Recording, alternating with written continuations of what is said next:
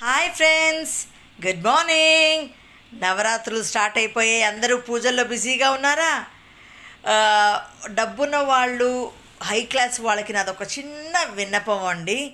మీరు బొమ్మల కొలువు పెట్టుకుని పేరంటానికి పిలవాలి అనుకున్నప్పుడు మీ స్థాయికి తగ్గ వాళ్ళనే పిలవండి.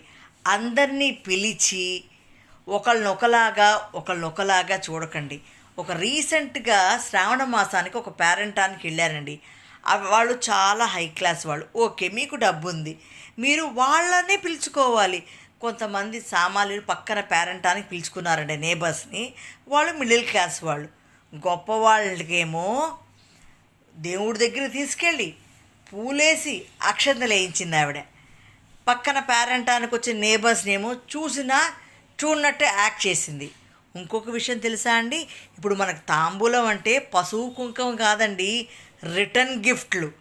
ఏమిటి, 500 రూపాయల కుంకుమ భరిణ, అలా రకరకాల రిటర్న్ గిఫ్ట్లు వచ్చేసాయి కదా. సాంప్రదాయము.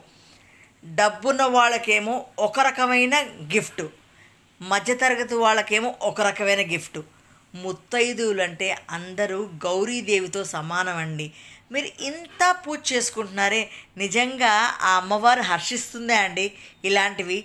ఒకవేళ మీరు ఇచ్చుకోవాలి అనుకుంటే మీ ఫ్రెండ్స్కి విడిగా వేరే సందర్భంలో ఇచ్చుకోవాలి. అందరు ముత్తైదులు ఒక పంక్తిలో కూర్చున్నప్పుడు అందరినీ సమానంగా చూడడం నేర్చుకోవాలి. దయచేసి నేను ఎవరిని క్రిటిసైజ్ చేయట్లేదండి.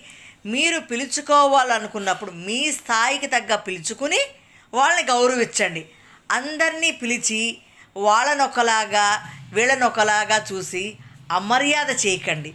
Thank you very much.